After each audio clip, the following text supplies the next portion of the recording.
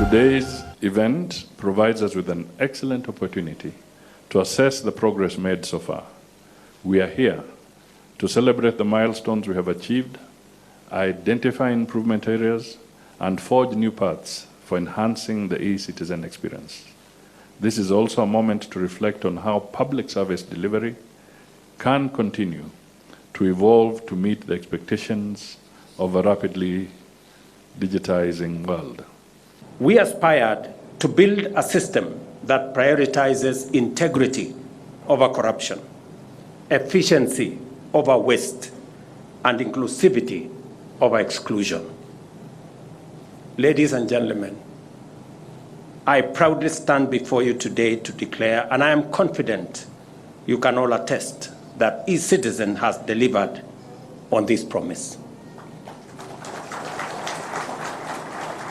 Now, from the comfort of your home and with just a mobile phone, you can renew your driving license, register a business name or a business entity, or apply for a marriage certificate. Tasks that once took weeks of travel, paperwork, and endless follow-ups, often at great expense. These are now completed in minutes, sometimes in just a day.